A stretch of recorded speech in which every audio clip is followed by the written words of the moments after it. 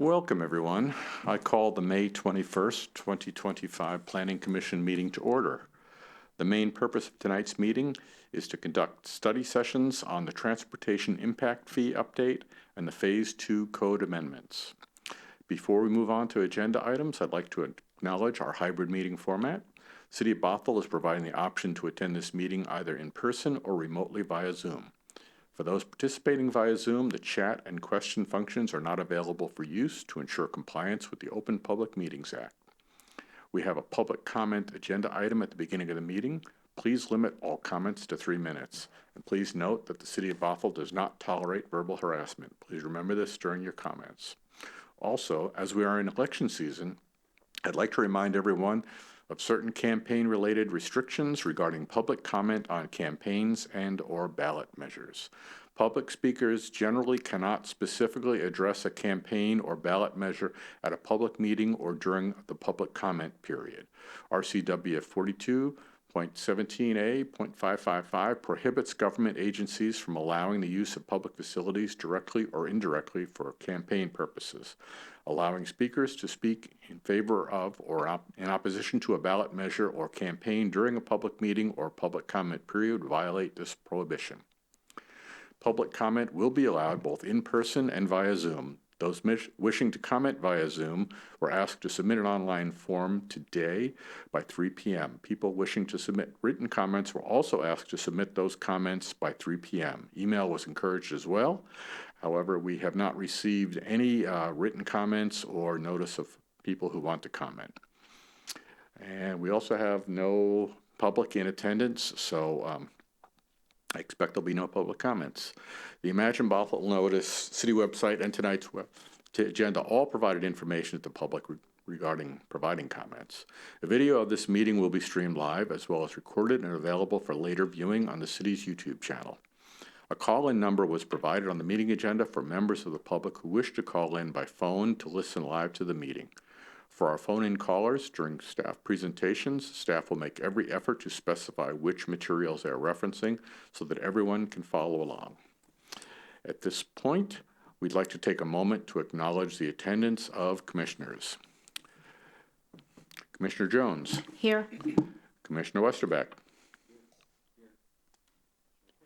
He's here. Commissioner Lever. Here.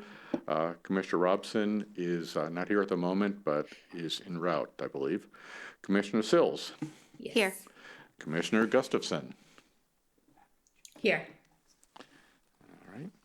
In addition, staff in attendance include Deputy Community Development Director Gates, and Boyd E. Benson, Utilities and Development Services Manager, Jacqueline Sampson, Planner, Community Development, and we have with us also Kendra Bryland and Carmen Kwan from Fear and Peers. Lastly, before we begin, I'd like to reiterate some meeting guidelines. For all meeting attendees, please speak clearly and pause frequently. Please state your name each time before speaking and mute your microphone when not speaking. If you are also streaming the live video feed, please turn the sound off as there is a delay. For commissioners, at specific breaks in the presentation, I'll be calling on members who wish to speak or ask a question. If you want to speak, please indicate this by raising your hand, and I will call on you as I see you. This will help avoid the problem of having two people speaking at the same time. Identify yourself before you ask a question, make a motion, or second a motion, or participate in debate. Please mute your microphone when not speaking. First item on the agenda is public comment, but as I indicated, we have not received any indications on sign-up sheets or any written comments. So with that, we will, and anyone on Zoom? No, there are no attendees in the Zoom room. So no public comments this evening. Sorry. Next agenda item is approval of the May 7 minutes. Is there a motion to approve the minutes? Commissioner Sills. Commissioner Sills, I move to approve the May 7 minutes. Is there a second? Commissioner Westerbeck, I second the motion. It has been moved and seconded that we approve the May 7 minutes. Any discussion around those minutes? Seeing none, all in favor of approving the May 7 minutes, please indicate by saying aye. Aye. Aye. Aye. All right.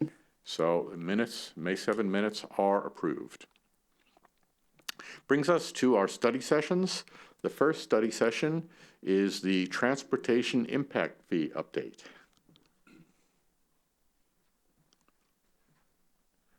And welcome to the table.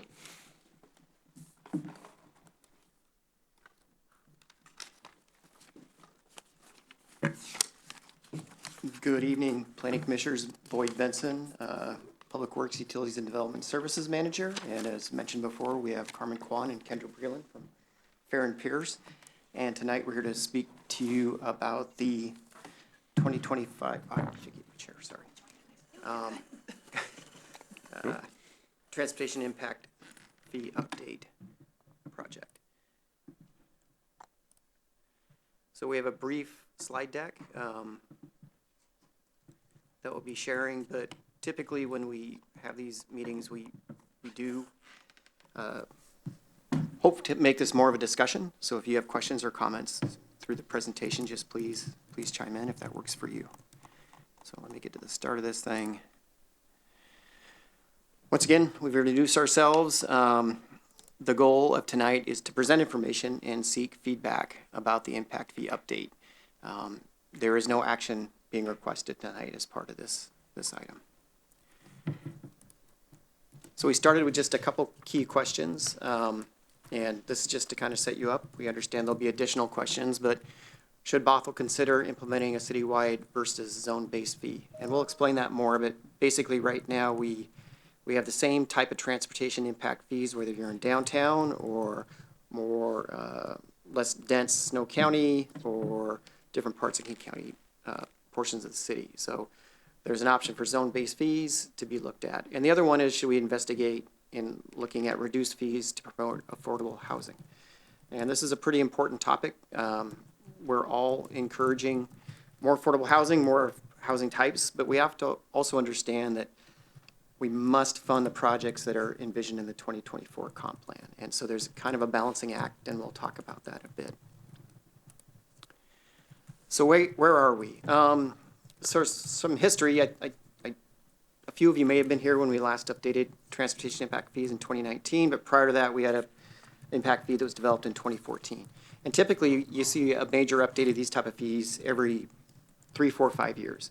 And when we get into this, what you'll see is, what you look at is you understand what system projects need to be mitigated to accommodate growth. So you have your projects.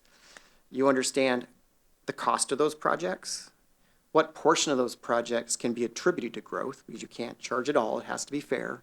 And then you understand how to distribute that over the new development that occurs. So if you think about it really simply, the numerator at the top is the cost of projects attributed to growth, and the denominator is the amount of growth.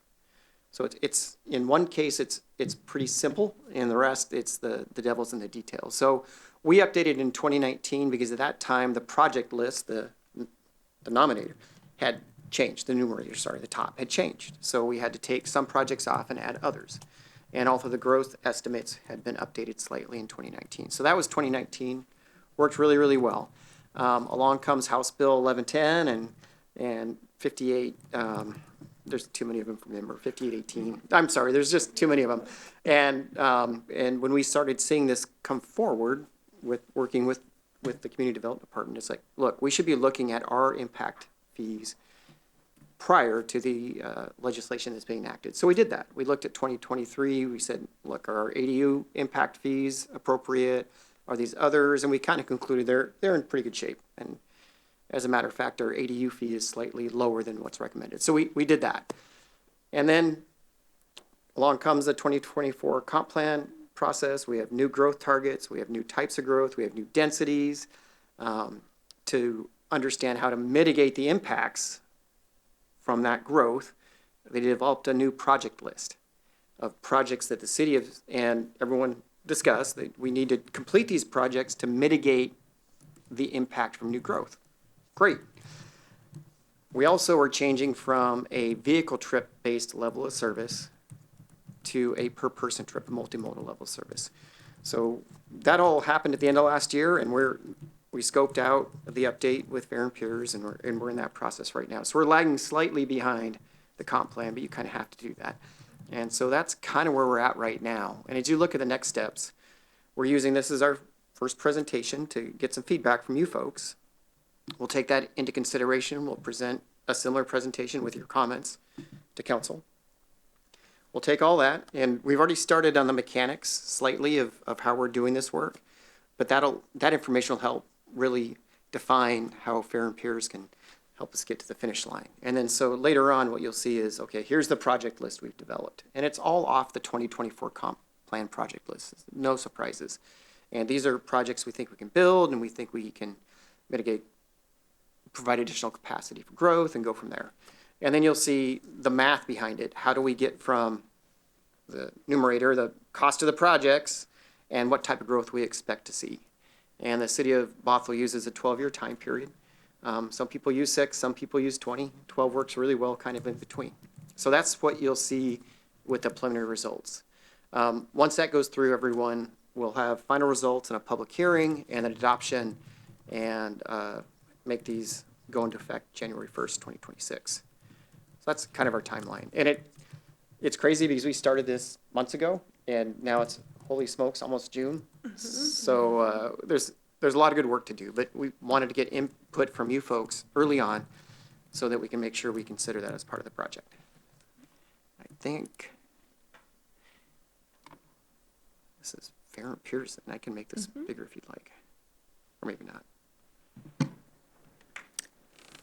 Where is it? Usually it's, there it is. Sorry. Cool.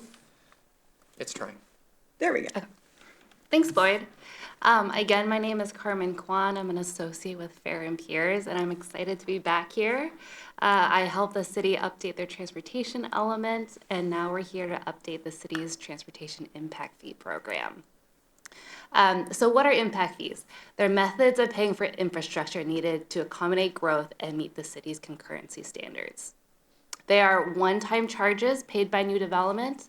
They're authorized by the 1990 Growth Management Act as a funding source for transportation improvements, and funds can be used for projects that add capacity to the transportation network. The impact fees can only be used to fund facilities that serve new growth, so not for existing deficiencies in the city's transportation network.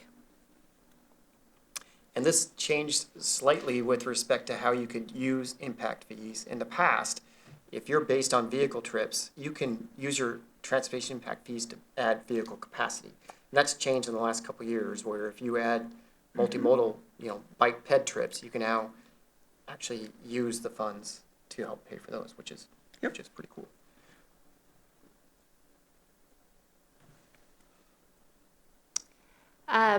So why are transportation impact fees special? They assist in completing the system-wide capacity-related projects to mitigate impacts so that growth pays for growth.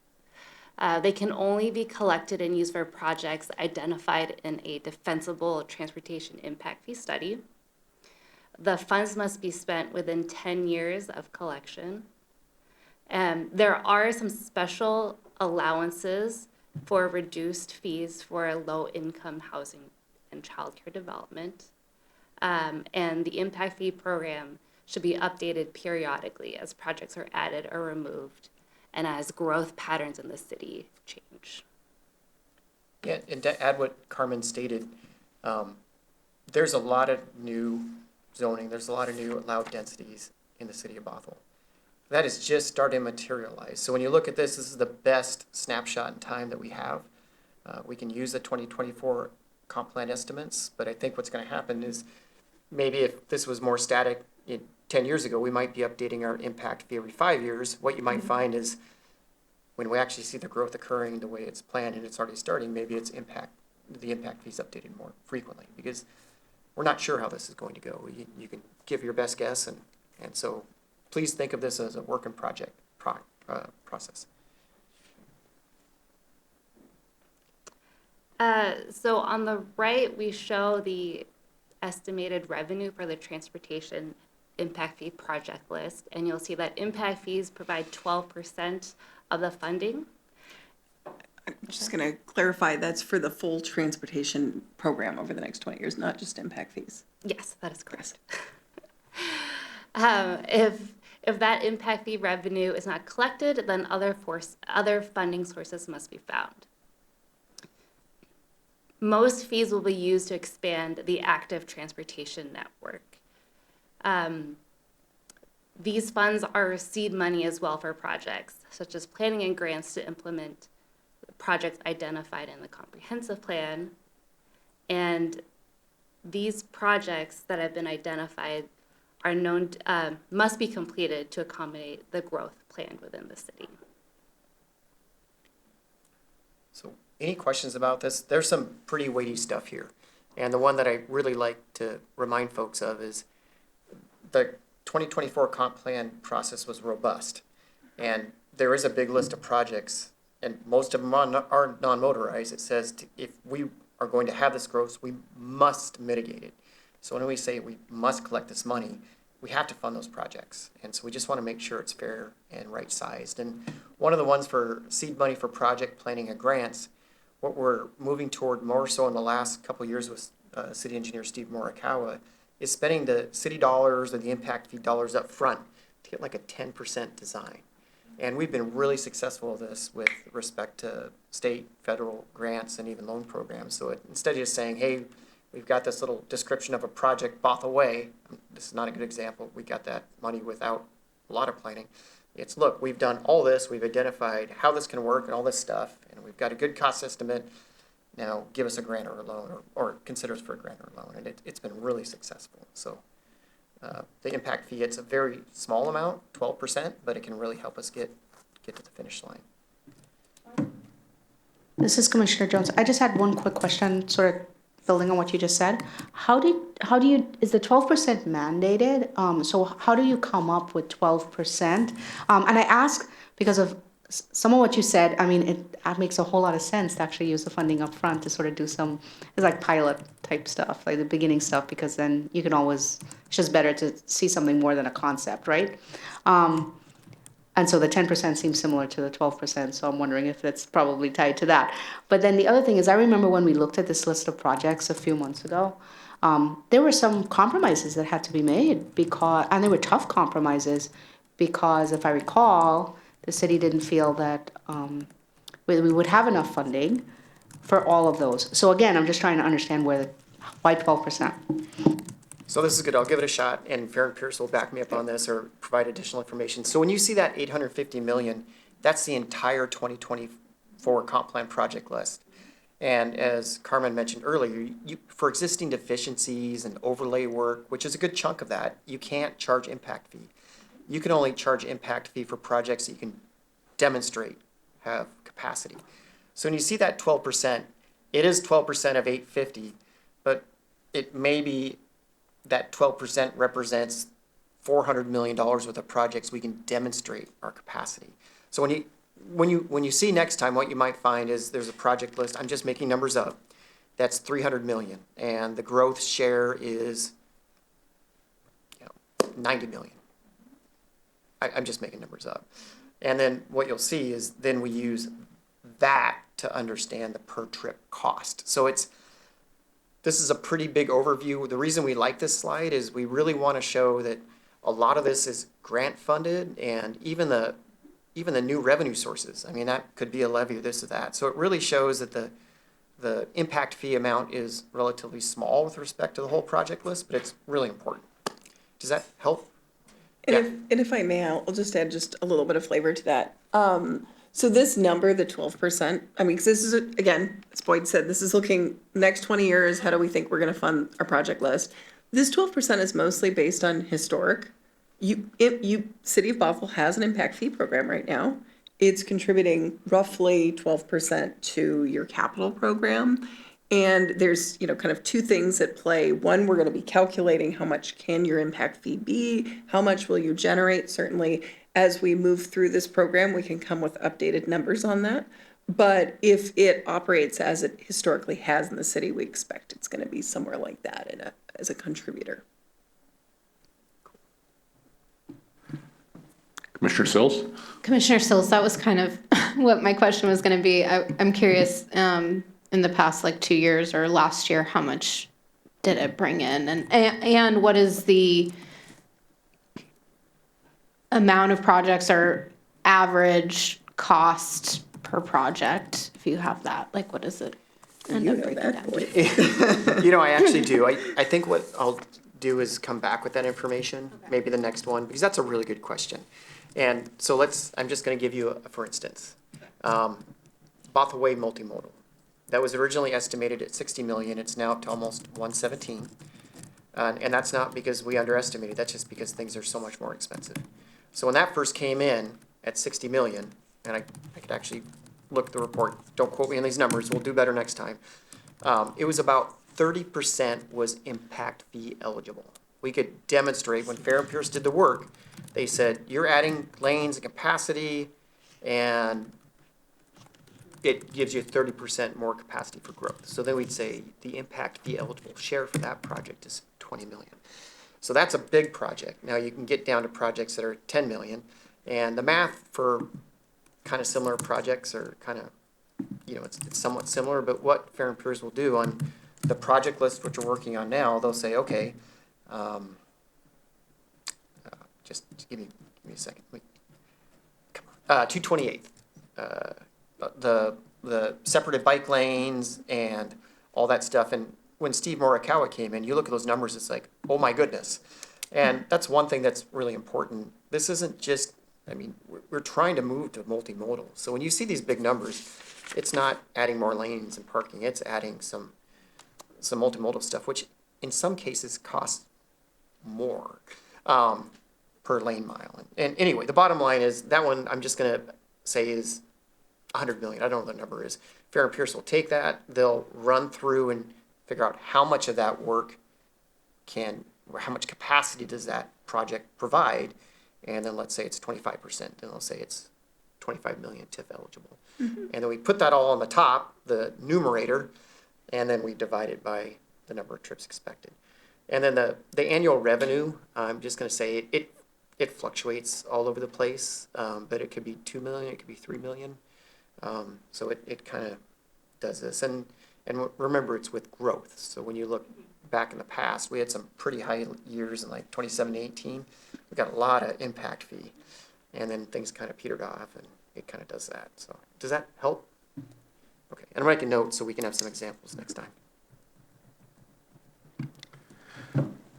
So let me see if I got this. So the 847 is your total transportation budget, and that includes many things which are not capacity related. Overlays, other maintenance, I'm seeing frontage improvements. Then when you look at what part of that does add capacity, that's what you're seeking to recover the impact fees for. And based on current numbers, which could change, but based on what your current system is, that's the 12%. Pretty much, yeah. More. Pretty much, yeah. But it's also like Kendra said, Steve was doing this budgeting early, and it really was, the 12% came from looking at historical receipts for Okay. impact fees, and that's all we could get to. Yeah. And so now it's doing the rest of the math. What I would add to that is that there are other sources of revenue here that can go towards capital amounts. So I think there more than 12 million of the 12% of the 847 is probably going to capital. But it's just looking at kind of Yes. what portion have impact fees been of your, kind of transportation funding portfolio. But the 12% is not locked in Nope. a policy or a No. regulation or anything.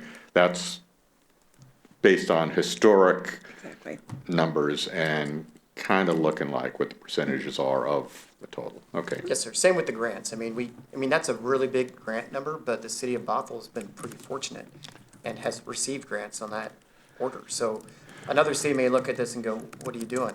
Yeah. Impact fees should be 30% and grant fees are 10, but Kendra said we're looking at our historical receipts. Let's hope the grant luck continues.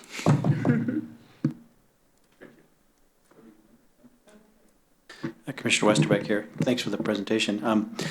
I want to try and understand this a little better. I saw the words serve new growth, and then also capacity related. So I understand that. I'm curious about like, we have an existing roadway or street or something, and you say no overlays, so that's a maintenance thing, but, if we're coming in and kind of like, I guess, Bothell Way, you said there was a percentage that's gonna serve growth, so if we reallocate the space in a 50-foot right of way or something like that to multimodal, more multimodal where it wasn't before, something like that, and include some overlay and some other things, are you just teasing out then the, okay, we're increasing capacity for multimodal only? If, say if the car lane doesn't change and everything else, is it sort of you pull out that 20% or something? I'm just trying to understand that better. And maybe you already said that, but I just want to make sure I understand that fully. Or is that just a, nope, that's a maintenance, we're just restriping and reallocating the existing space, so therefore it's not impact fee related? Give it a shot first. I'll give it a shot and then, or do you want to give it No, a no, shot? go. Okay. We'll be looking at every single project. If I understood your question, is just how do you determine whether it's capacity or not? Yes, yeah. And we have, definitely there's different rules of thumb that we look to that. But most projects, when you think about it, it does provide some level of capacity. Here's an example for you. When you upgrade a roadway from maybe it was a more rural standard, it's kind of built, before the city incorporated, and now the city of Bothell is going to add curb, gutter, sidewalk. Maybe you're going to add a median treatment in there. Well, that does provide real capacity. It helps everybody to kind of safely coexist on that roadway.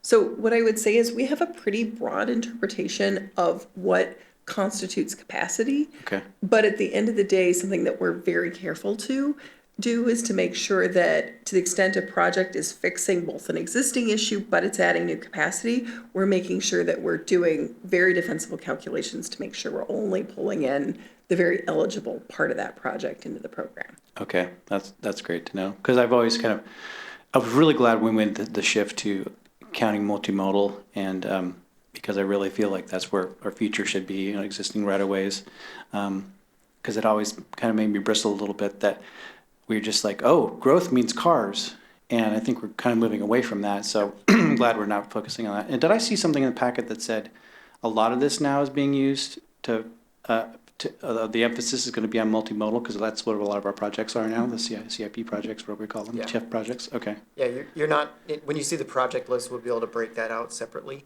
Yeah, and I saw some of the list in the packet, it looked like a lot of them were related to multimodal. Yeah, so we're working through that. We're Okay. just starting the project. But I want to just add something. Yeah. Because once again, this has to be defensible. We have to Yeah. be able to demonstrate to you, council, development community, everyone this is defensible. But just to add on Carmen, or what Kendra said, even in the past, if you added a new lane on Bothell Way, the standards require you put in a sidewalk. Mhm.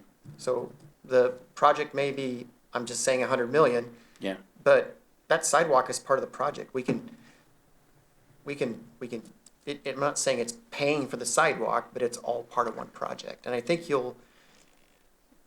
does that sidewalk count for multimodal or It for? will for now. impact fee? Yeah, Yeah. because it gets people on, Yeah. scooters and foot and stuff like that, and bikes, but, okay. but you think about it, I mean, sidewalks and arterials that connect bike lanes and Yeah. missing links, that provides capacity. Sidewalk Okay, on a cool. cul-de-sac, So it's defensible. yeah, Yeah. we wouldn't have a lot of we Sure, couldn't but the defend that. connective tissue kind of idea, Yeah, yeah, it's okay. system-wide to accommodate growth. So Okay.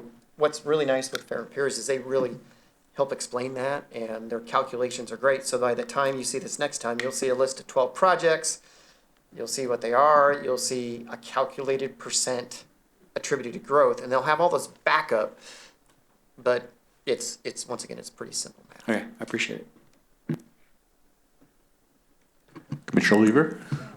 Yes, thank you. I just have can you help me understand what is the connection between this work and the Puget Sound Regional Council, the plan, the 2050 vision? Like, I know they have some gaps in funding, and then assuming there's going to be some money that gets allocated to our city, what does that relation look like between the city of Bothell and the PSRC? So Transportation. yeah, and I'm not gonna do a real good job in this and lean on these folks, but in the PSRC sets growth targets, sets how we're going to, how we should grow. And that's what the comp plan was. These projects we developed as part of the project list for the comp plan, it's reacting to that. If you have this growth, what do we need to build? So there is a connection, but it's not PSRC saying, do this. This is how we're showing to mitigate the growth the growth targets that are being mandated, if that makes sense. What I'll add on to that is a card-carrying planner. The PSRC 2050, they're thinking about the whole region. They're thinking about growth needs. A lot of their focus tends to be on more major regional. Unfortunately, they can't plan at the scale of a Bothell neighborhood. They're planning at the scale of a 5-county region. What I would say is that, so they've identified trends. They work with all the cities to kind of understand what, some of those emergent issues are. And one of the issues that they've identified is, kind of two things moving forward. As we move to 2050, our population's going to look different. When we think about who are we as a region in 2050, we're older, our households are smaller. People by and large are desiring to move less by car. There's going to be lots of parking charges. Gas is going to be more expensive, all of that. So we expect that people are going to be using multiple modes. So they've encouraged all cities to be doing multimodal planning. The other piece of that is they recognize there's some real revenue concerns moving forward. And so that's where they've encouraged cities to be really thoughtful about funding mechanisms, and transportation impact fees, and specifically multimodal impact fees, are an encouraged mechanism in our region. You've got more slides. Yeah, I know, and this is really good discussion. We have, I think, 16 slides, so. So this graphic just shares how a development project's need for public facilities is reasonably related to the use of the fee revenue, such that the fee is proportional to the impacts from the new development. And why this is important to us is with city government, planning commission, council, everyone else, it really has been growth pays for growth. So and what this shows me is you really need to understand that to accommodate growth, you need all these projects, and to fund it, you need to get revenue and use it in the right fashion. And some cities may artificially reduce the amount of impact fee and then try to make up that difference somewhere else to promote growth. Some cities may try to lean on impact fees too hard, which isn't really defensible. And I think Bothell's right there where just growth pays for growth. And I think that's an important message for the public, that these impact fees are for growth, for new impacts. There are plenty of issues we all know about, but you can't use impact fees from new development to address existing problems. That's right. And the other part of this is, and if we don't collect that, because if you reduced your impact fees, it could reduce your home price. But then you're going to the community to fund the rest. And when you think about, impact fees are expensive. Right now it's like $12,000 for single residents. But if you don't collect that, that means you're going to the voters, or you're not doing the work you're supposed to. So I really appreciate city government here with a balanced approach. And I think we touched on this already, but a lot of travel in the city now is going multimodal. More people are walking, biking, and riding transit. And so there's a need to develop that active transportation network in the city, and multimodal impact fees are one way to help fund those projects. Yeah. And the reason I like this one, and the reason we said a trip is still a trip, and for a single family residential, the trip generation rate for a vehicle is right at 1 vehicle trip in the PM peak hour, which is 4 to 6 p.m. People are still going to be coming and going and generating trips. So it may not be a vehicle has a trip in between 4 and 6 p.m. It may be a bicycle, or it may be a pedestrian. Now, most people would say, well, vehicle trips cost more, right? A vehicle's a vehicle. Boy, that's expensive. If you actually look at adding a lane and how many cars that can accommodate, that may be relatively less expensive than adding a bike network to accommodate those trips, because they're still generating trips. So one thing we've heard from developers, that's great. No vehicle trips, you can't charge us an impact fee. And it's like, no, you're going to be generating ped trips and bicycle trips. And so a trip is still a trip. And we were joking around earlier, I mean, you could put 2 green dollar signs on the multimodal just because they're typically more expensive per user, but that's not how we look at these things holistically. So I just wanted to kind of mention that because we have heard that. Great. No parking requirements. That means I don't have to pay an impact fee because I don't have a car. It's like, well, that means you're biking or walking or transit, and we have to get all these things installed. Otherwise, you can't get to and from, you can't use the system. Hang on for a minute. Commissioner Robson, Oh, I'm I see sorry. your hand. Chair. An interesting thing was just said that more people are going multimodal. And while I want that to be true, I'm not, what evidence do we have that that is true? What evidence do we have? Well, right now, we don't have the evidence, right?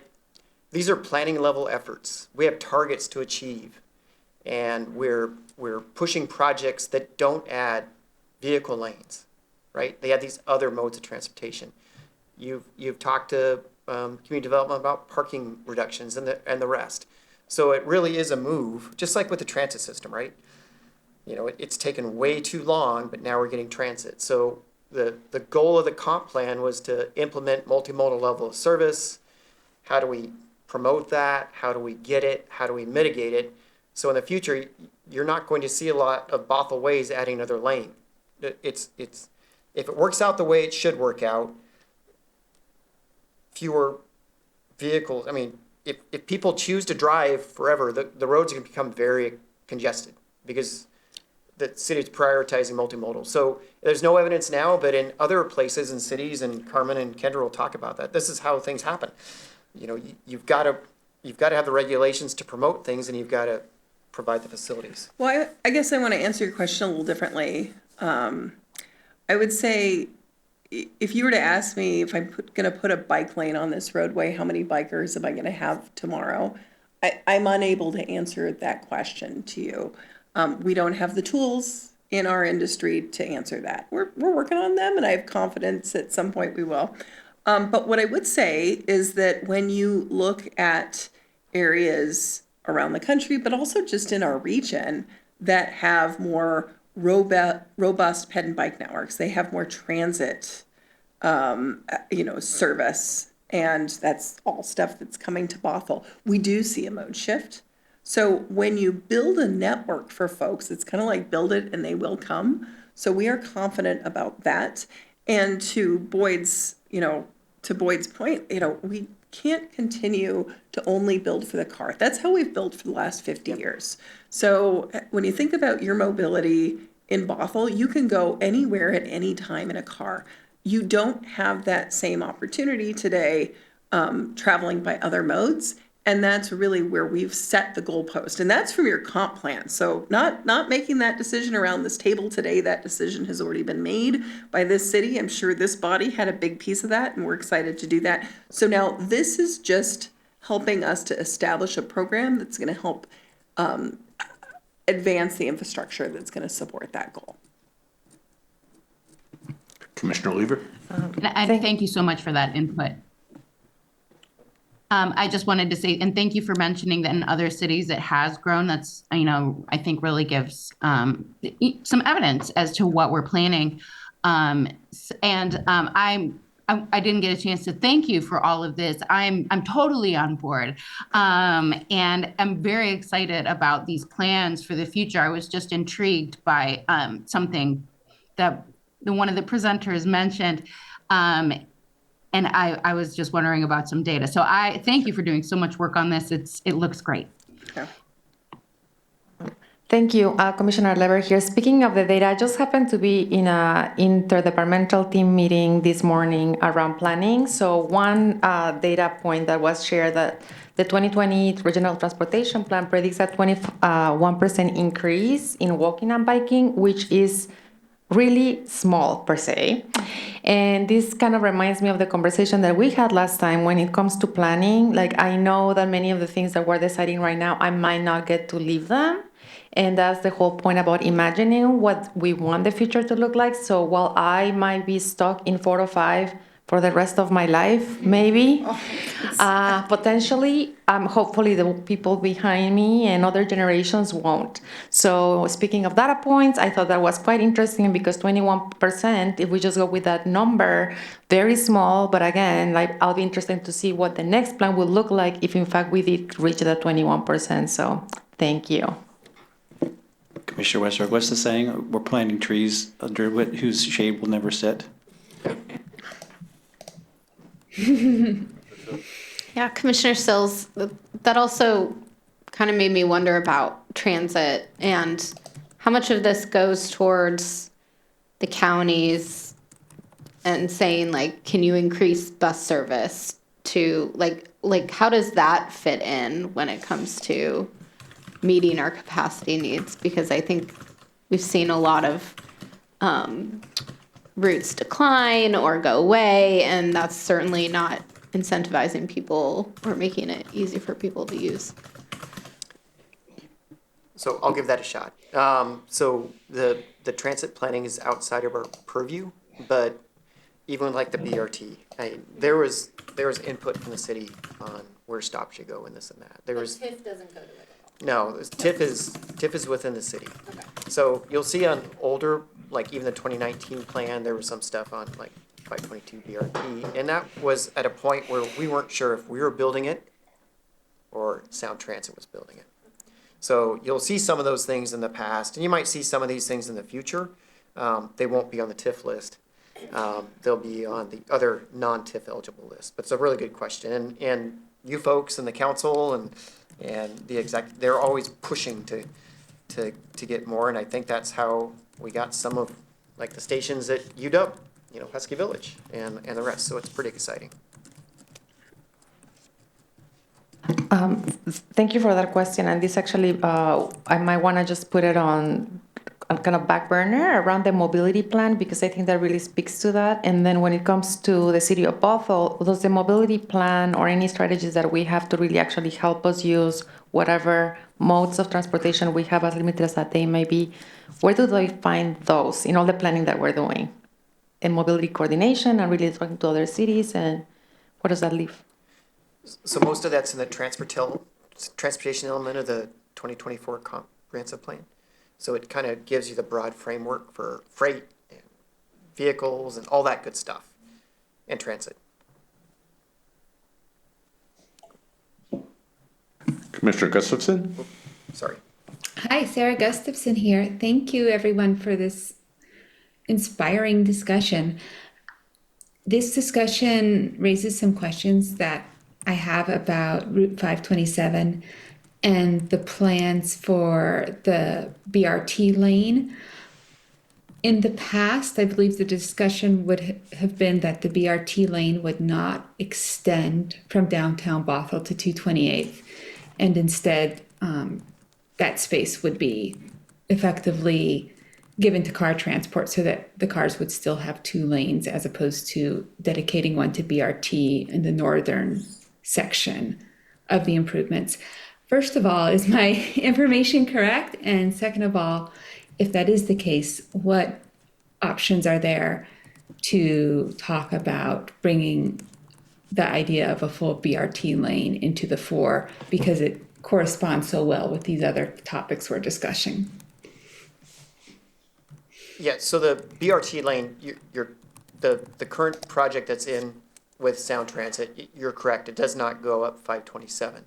There, I think it's Swift. There's another, yeah, there's another line that I think there's a station up near Maltby Road. And you'll see that come through. It won't be the same bus line, but they're supposed to work together. So you have the Sound Transit BRT that comes down 522 and 185th and goes up and kind of turns around. And then you have these other lines like Swift that are supposed to work together with them. And there's been a lot of coordination between Sound Transit and Community Transit, and that includes transit on 527.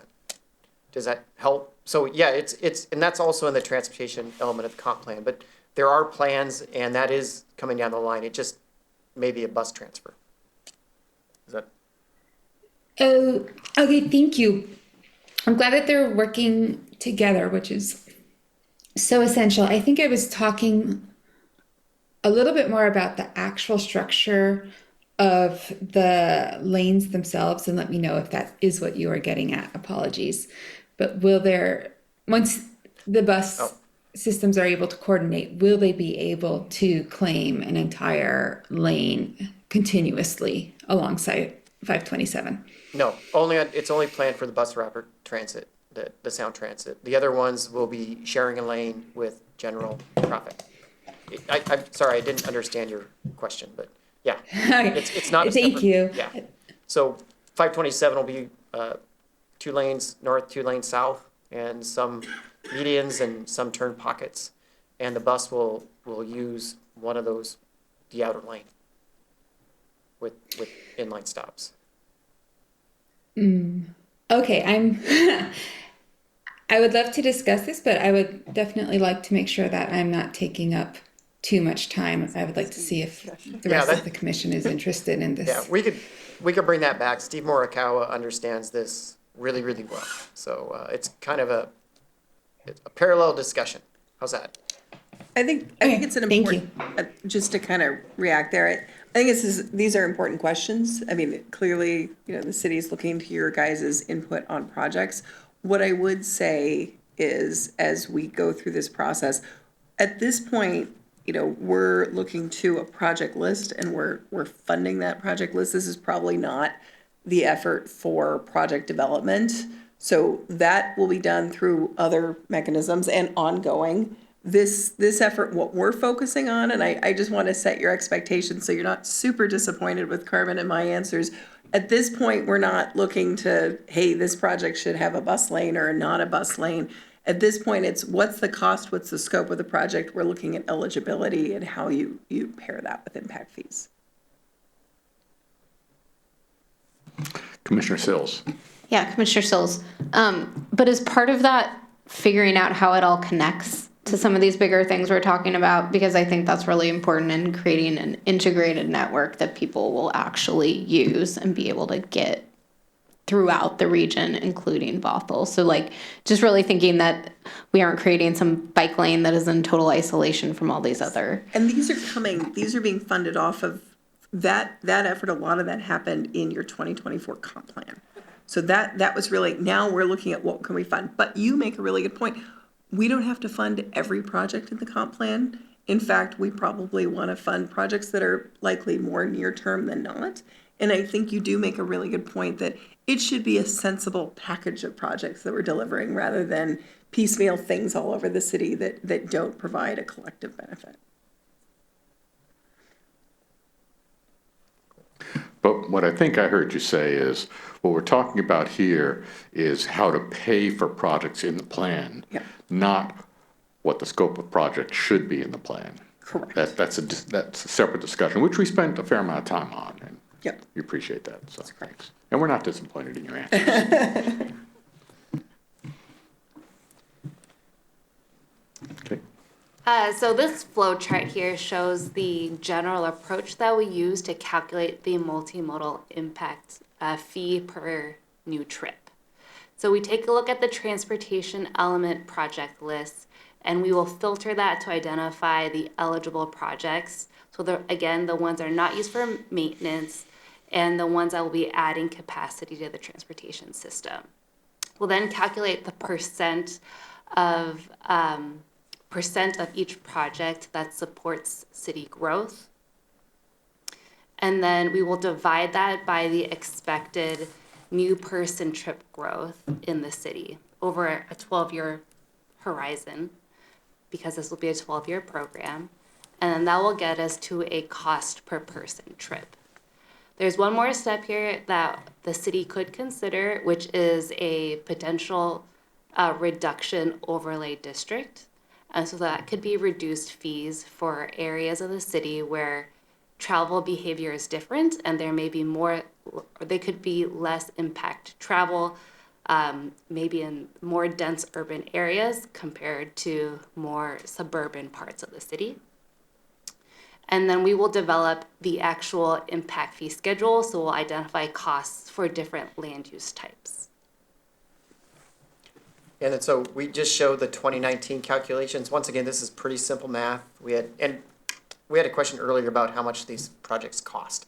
So there are 10 projects, total of 223 million. Some of them were quite large, like $50 million projects.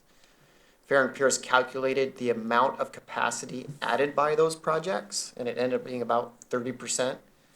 That's just a round number. So we had $61 million that were impact fee eligible growth costs, and we just divided it by the number of trips, and that's the simple math. And in the future, you'll see something similar. So I want to back up for just a second. Oops, sorry. Something in there kind of leaps out at me, the non-city growth comment. And I jumped to 228th. There's a lot of growth happening outside the city limits, which funnels down 228th, affecting capacity there. Is there any consideration there? Is there any offset for that? I'll chime in here. That's where we have a limitation of what state law will allow us to charge for, and it has to be tied to growth that's occurring in Bothell.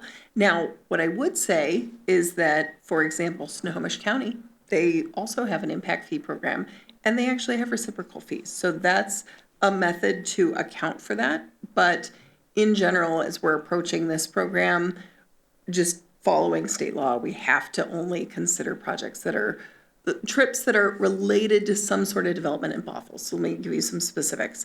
If a trip is starting and ending in Bothell, we consider the whole trip. If the trip starts in Bothell and it goes to Mill Creek, we can consider half of that trip. If it starts in Mill Creek, comes to Bothell, we can consider half of that trip.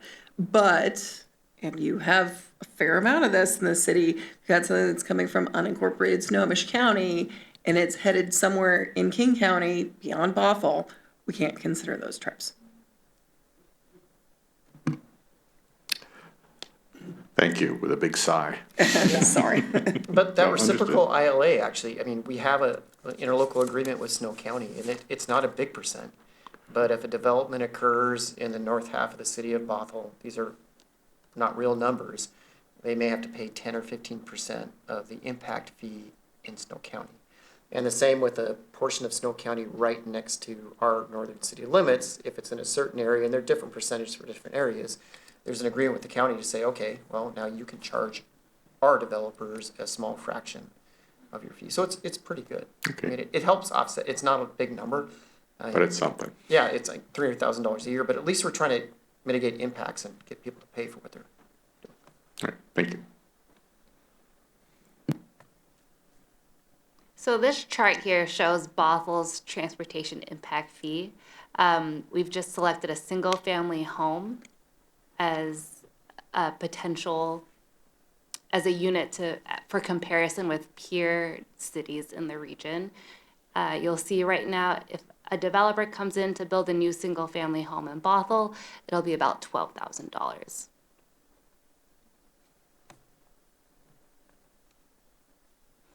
Same thing for a multifamily unit. If a developer comes in to build one multifamily unit, it'll be $5,800 per unit.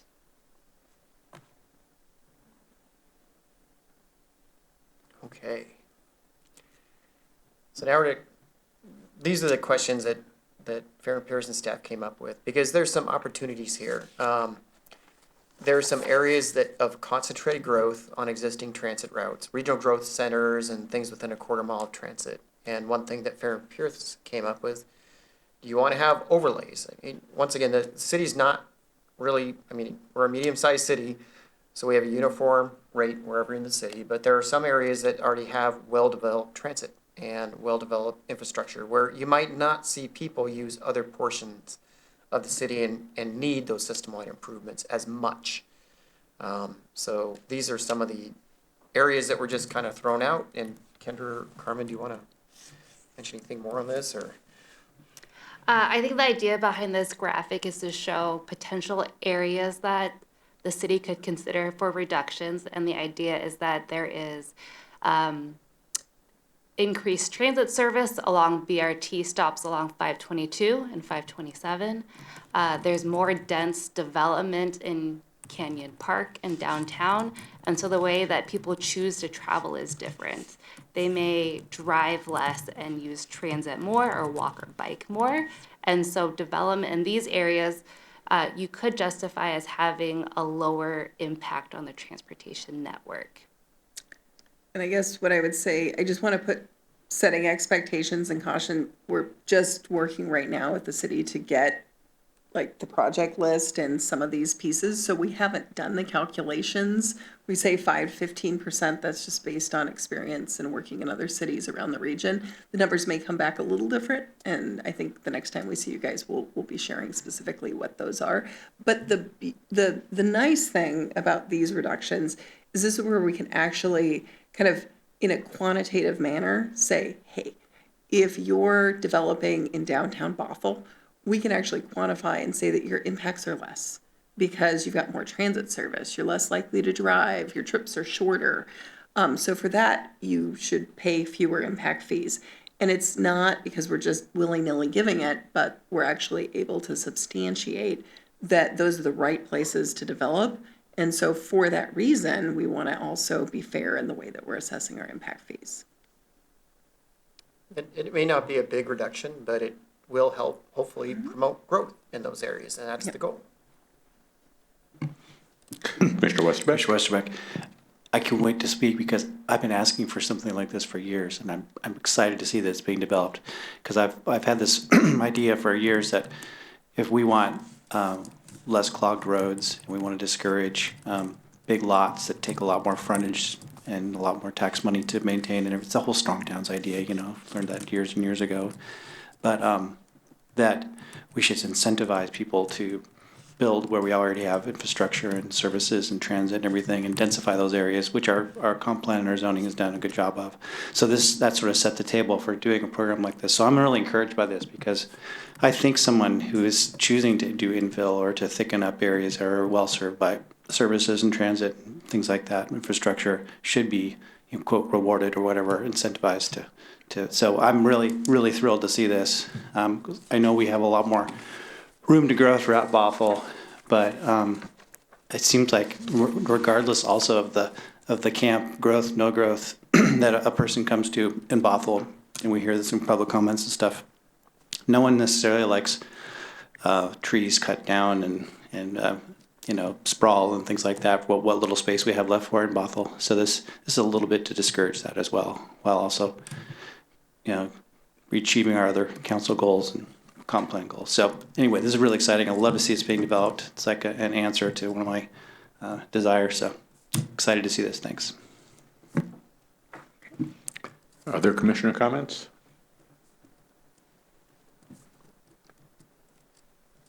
Oh, sorry. Looking around. Commissioner Sills? Commissioner Sills, I agree. I think this is a good idea. Awesome. And there was a question, I think, from Commissioner Gustafson. Anyway, you can see the stops, the green stops on 527, or maybe that's Robinson, sorry. So yeah, it's coming. Okay. The next one is about affordable housing reductions. And this one, it's outright allowed in the revised code of Washington to provide these reductions. And what you'll find is because we're doing this study, we have to document all this stuff. We can't just arbitrarily say, oh, this development should pay more, this development should pay less. But with daycare and affordable housing, you actually have that right where you can reduce your impact fee up to 80% and not be punished, or not have to suffer consequences. I shouldn't have said the word punished. If you go beyond that, you actually have to pull that money out of some other fund and pay it back into the system, because otherwise you're not collecting the funds you're supposed to, but actually, can you explain that better, please? So what I would say, first of all, just in terms of like thinking about, so state provides a few cases where you can provide up to an 80% reduction in impact fees. You don't need to pay it back from anything else. You're just allowed to unilaterally lower it for those specific uses. I do want to clarify, when we talk about affordable housing, we throw around that word a lot. Well, affordable housing can come in many different forms. The state is actually quite specific in terms of how it defines what qualifies for this. Truly, the words are low-income housing that qualifies for this 80% reduction.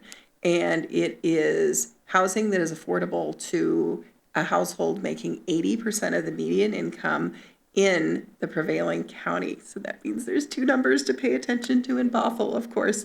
But that is actually a very specific definition. You as a community may want to think about other types of reduction or none for other types of affordable housing that's maybe at a less, deep level of affordability. So there's a lot of things at play. And I think the big question that we have here is just as we approach this for Bothell, we know that the city has very lofty, and I would say commendable goals for bringing in a more affordable housing stock. We just need to think about, well, what does that mean from an impact fee standpoint? How do we make sure that we're generating the revenues we need to provide that safe infrastructure from everyone, while at the same time, I think, thinking about being mindful and I think promoting and incentivizing affordable housing. Yeah, and part of this is already built into the system. If you're a single family residence, you pay one trip. I'm gonna say $12,000. If you're an ADU, you pay 0.23 trips. If you're multifamily, you pay 0.4. So it already acknowledges that these uses, which are typically smaller and may or may not be more affordable, generate fewer trips. So it's already there. And that'll be looked at even more closely by Fair and Peers. This is like frosting on the cake. And but we still need to balance the required revenue. So the next slide, I just want to walk you through this because I had a bunch of equations and this is just a hard one to say.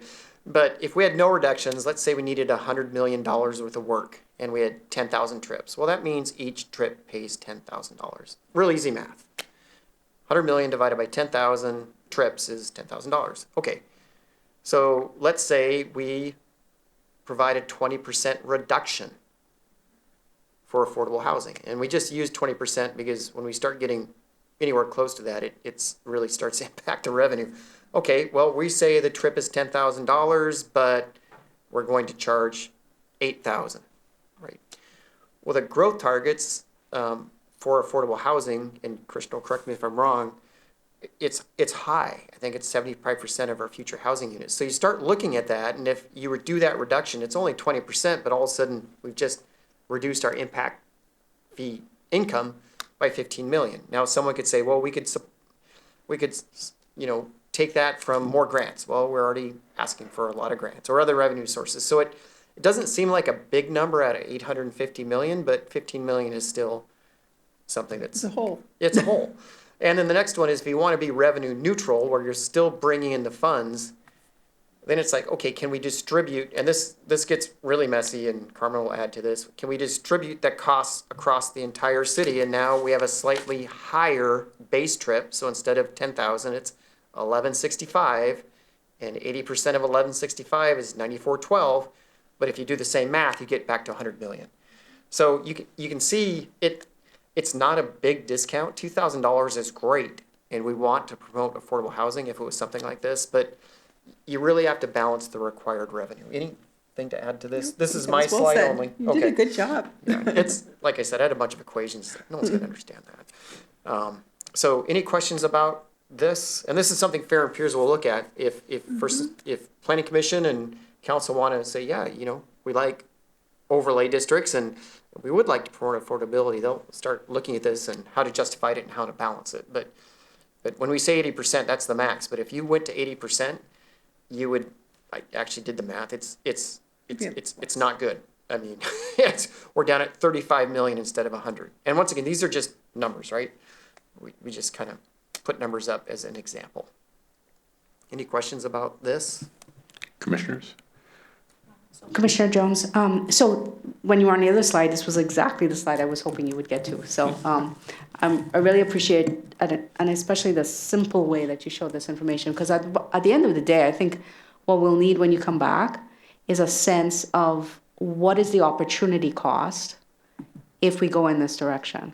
And it's nice that you showed that last slide, so that there still is the option, I'll use the word progressive, to use it's more of a progressive system, so that we still get to the amount of funds we hope to get or we need to fund all the projects that we want to do. Because at the end of the day, in concept, I think it's great. I think both questions you asked, the concept, it's great, as long as we understand what we're giving up.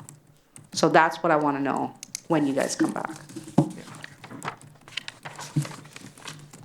Commissioner Westerbeck? Commissioner Westerbeck, this is great to see. This is something I think a lot about. I end up crunching numbers for small developer projects a lot, my own and others. And I feel like this is starting to get pretty close to the funded inclusionary zoning idea that we talked about last meeting, and that's starting to get some traction. I think the City of Shoreline, City of Seattle. And it's really just you reduce the impact fees like you did there, Boyd. I think it's the same thing. And then some of that gets spread out to other projects.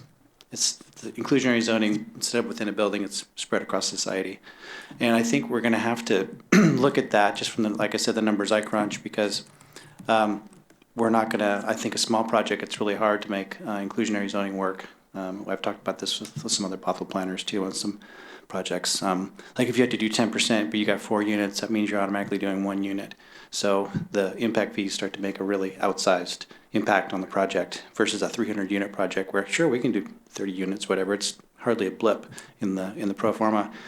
So I think if we're going to see our middle housing and our, excuse me, upzoning that we work so hard on, that we're hoping we've set the table for, this is going to, if we don't do this, we're going to sort of, kill it in its infancy without proffering some of these ideas and getting them out. So I think it's really important work that we're going to have to look at.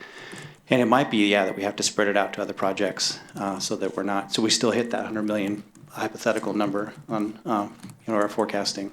But I think that's some sort of impact fee incentive or reduction that's going to happen to see infill projects realized. Thanks. Commissioner Sills? Commissioner Sills, I don't think that there should be TIF for affordable housing. I think we really need to, like Commissioner Westerbeck was talking about, there's so many things we need to change to help these projects pencil out, and we just don't have enough of it. So at the end of the day, I want a childcare worker who works in Bothell to be able to live in Bothell, and I think that's a huge benefit sort of beyond what we're talking about here. So I think we need to, whatever levers we can, maybe it's even just like a 2 or 3 year moratorium or something, see if that is enough of a catalyst to help with some of this development. But we need to do more to make it come to fruition, because it's just not going to unless we stop with the financial penalties. That sounds like a thumbs up for considering affordability. Yeah. Cool. Other commissioners? Yeah, I agree. We should look at both of these ideas, both zone-based fees and reduced fees. I don't think there's a right number. I think it's a balance of interests, but we should certainly make the effort to find a consensus where that balance should be. Others?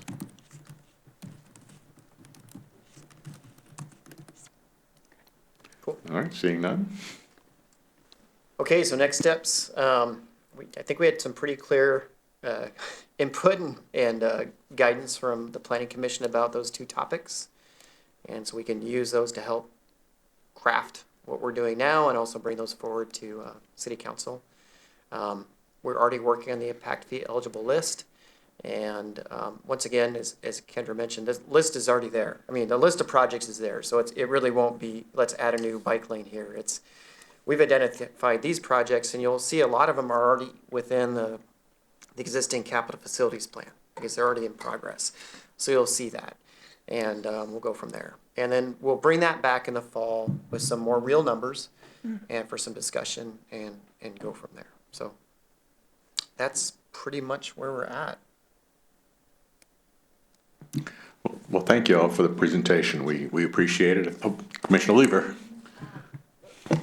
Thank you so much, Commissioner Lever over here. I have a question about the House Bill 1491 that passed related to the TOD, I think it's Transit-Oriented Development, and how that impacts, because I feel sometimes there are these mandates and then we're kind of like planning and then there's something else that comes at a higher level. How is that bill going to enhance our efforts or not? It may or may not be related to what we're talking about, but I'm like, how can I not be related to what we're talking about? So can you That help might me be one to understand? follow up with, like Steve Morikawa and Ryan would talk about. We're already working on that. I mean, there's stuff in the works, and community development's working on it. There's all sorts of, yeah. I mean, Ryan was talking today about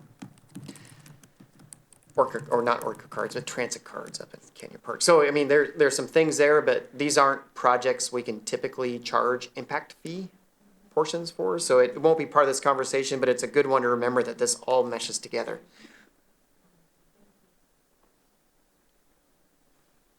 All right, looking around, I think that's it. I think I can speak on behalf of the commission. Thank you for bringing this to us. It's been a lot of interest. We appreciate the direction you're going and look forward to hearing from you again. So thank you. Cool. Thank you for the time. This was not supposed to take an hour. We really appreciate the good questions. You're Yeah, I in know. our wheelhouse here. You're right in our wheelhouse. Yeah, so we'll find a way to reduce this in scope next time. Good, we appreciate it. All right. Well, thank you for your time. Thank you.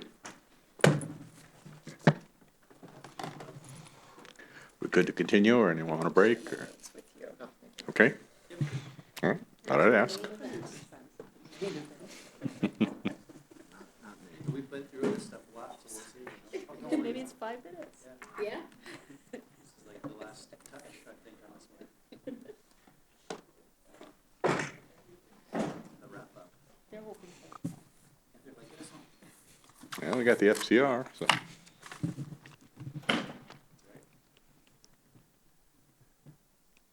All right. Next item is moving on to the Phase 2 Comp Plan Code updates.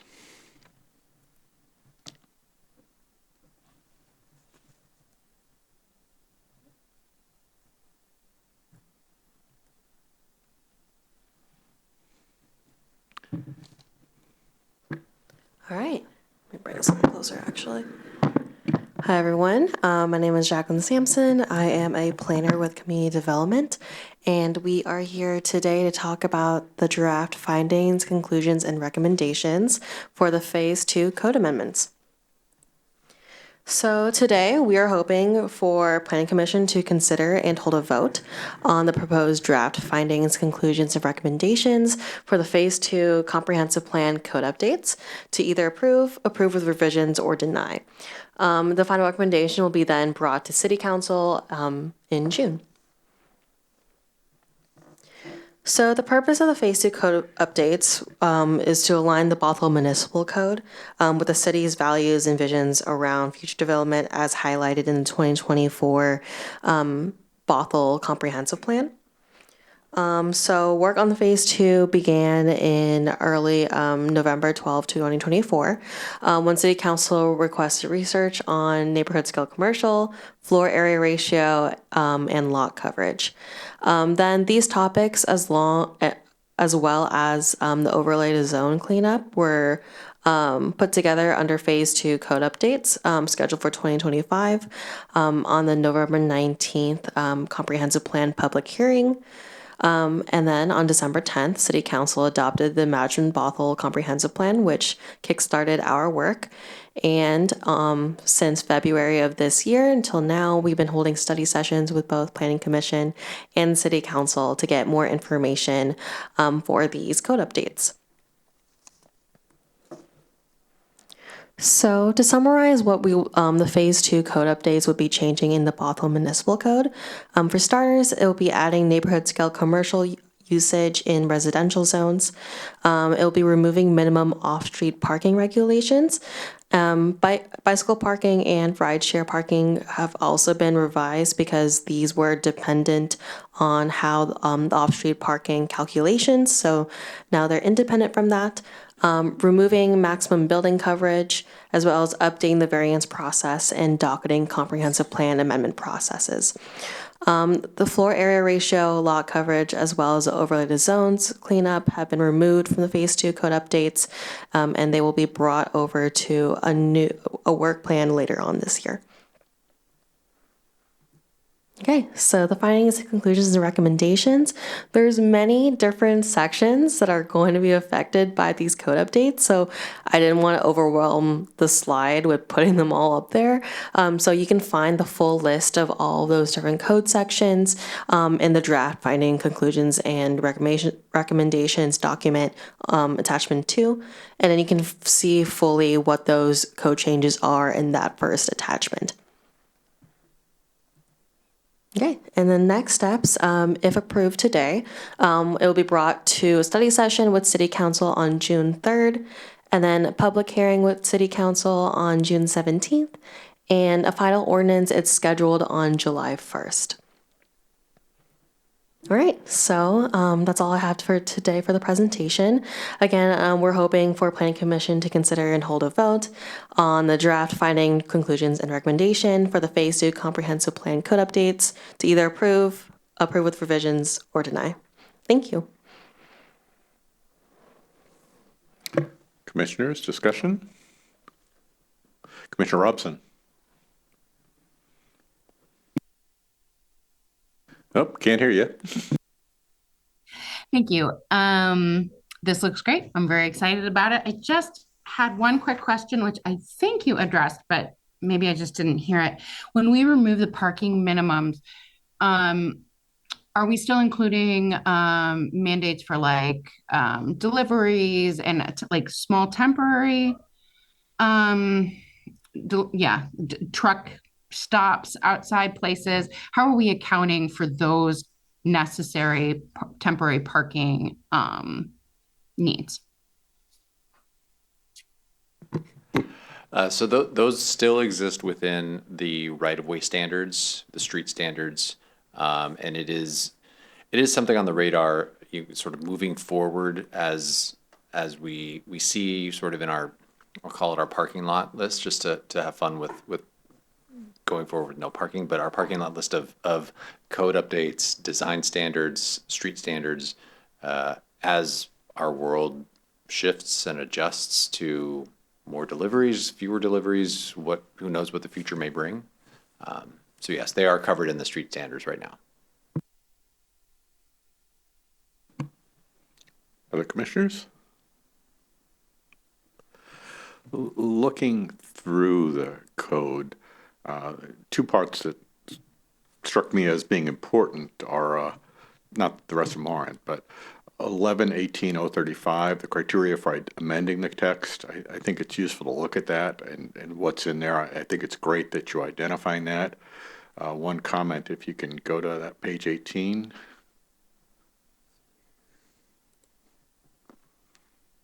The packet.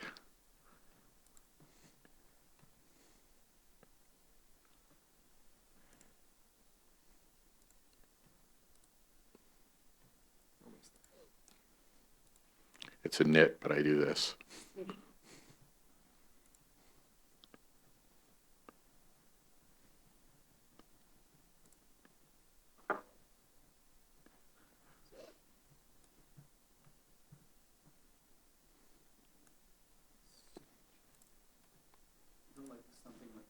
Yeah, the parenthetical comment I think needs to go. Oh, was this, this was a note of mine as I was drafting these, so I will apologize for. Not a problem. For that. And of course, Kevin caught it. Yes, that has already been removed from the next version. Okay. Yeah, it's a lot of pages, a lot of stuff. But I really do appreciate being explicit in the criteria for both amending the code and the plan. I think it's useful to have that in one place so people know what's going to follow. So thank you for that. Other comments? Commissioner Sills? Commissioner Sills, do you know how many pages the code is decreased overall with all of these cuts to the requirements? We add those up at the end of the year. No, honestly, we don't. I think that would be notable. I mean, that would be notable for people to know. And one thing we do just out of what we think of as good practice is to ask ourselves the question, is this making the code simpler to utilize, more clear for everyone? Are we eliminating any redundancies or any updates that are outdated, whether it's because of new state legislation or we recognize there's a section that has never been utilized, or we're moving away from a specific standard. So we can get back to you on kind of what this looks like. Yeah. Commissioner Lever?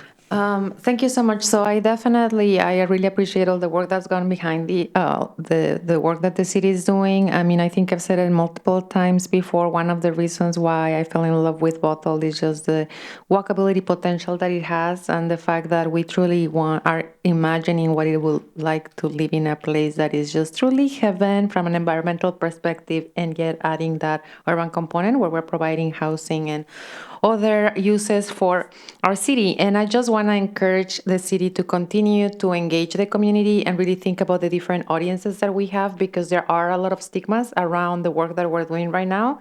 And I know that the plans that we have are for everyone. And I just cautious with that as well, because like I mentioned before, like the everyone may not be me.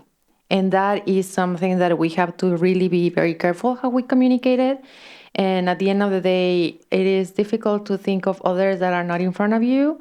And I really want to make sure that we think of the audiences that may not really support these efforts, as they will be the ones who will come to the meetings to really protest any plans or specific implementation of the projects that we are envisioning.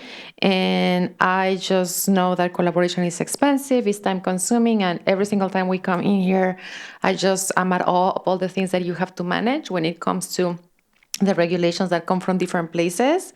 And yet again, like we don't have not enough time to really like make them fit into one place. So I really want to continue to see that communication and that engagement effort really happening with the targeted engagement piece, because, NIMBYism is real and it is alive. And I am just really excited about imagining the Bothell that I continue to see, but the one that I see to the future is even more exciting. Thank you. Other commissioners?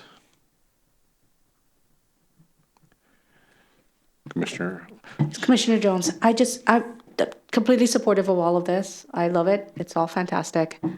So the "and" has nothing that I'm going to say has nothing to do with this, other than I'm looking forward to hearing more about parking enforcement in the city.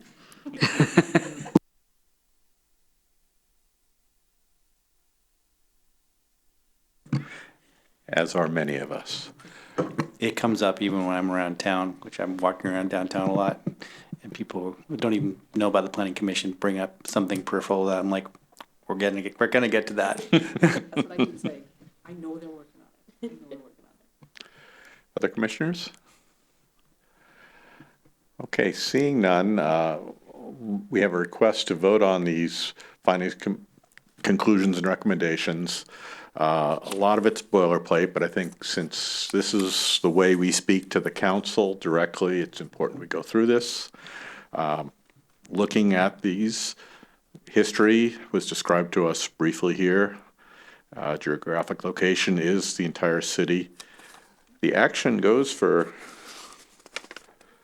pretty much 2 full pages to describe all of the sections that are being addressed here.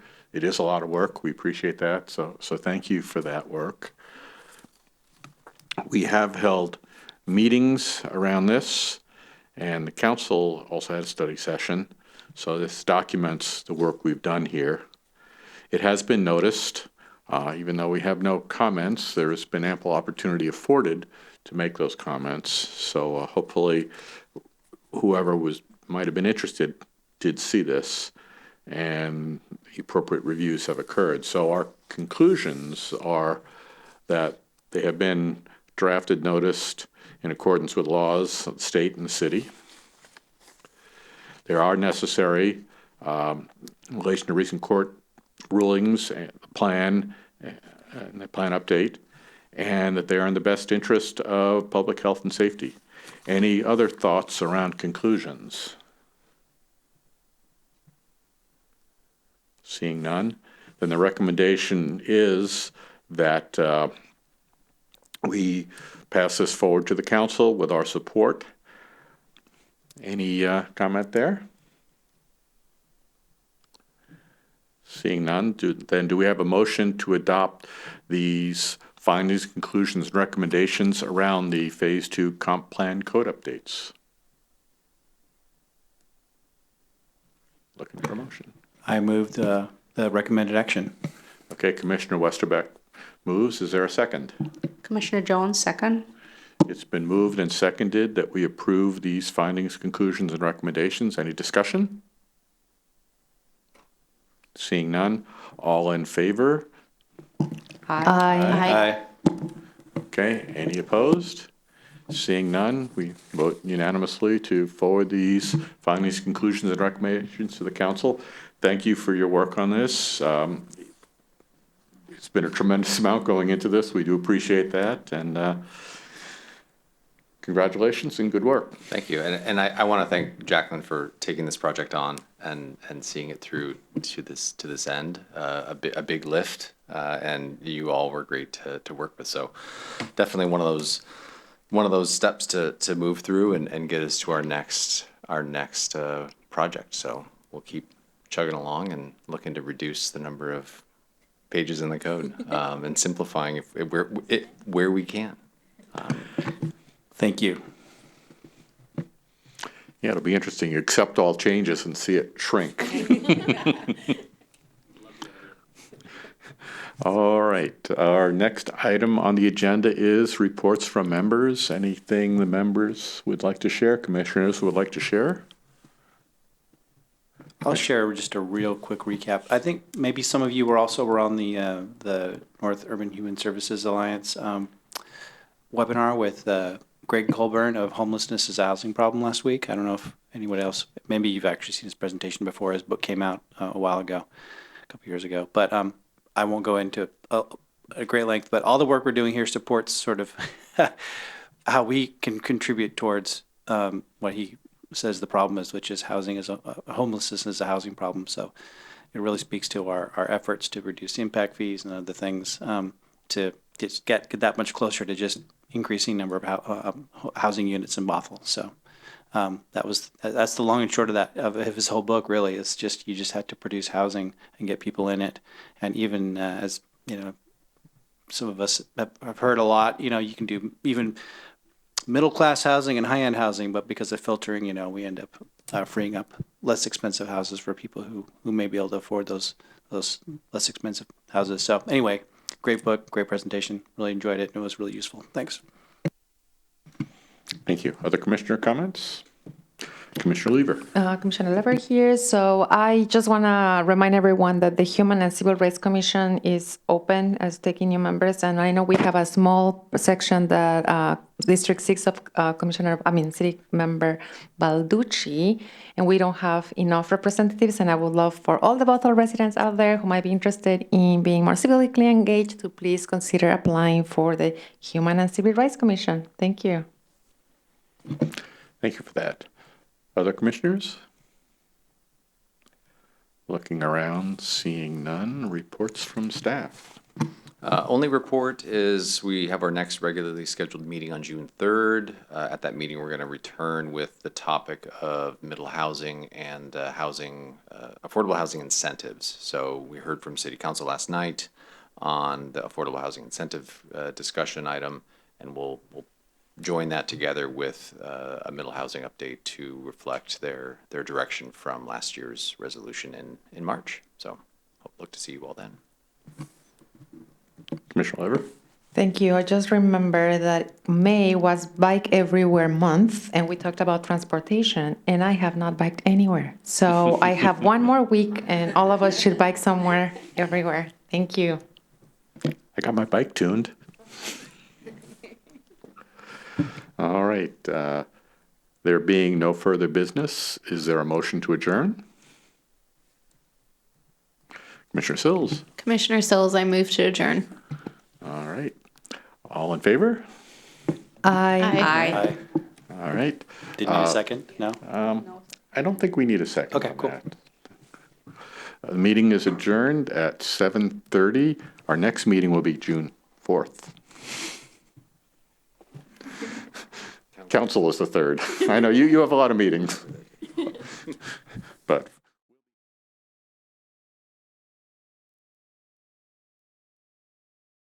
enjoy the rest of the evening.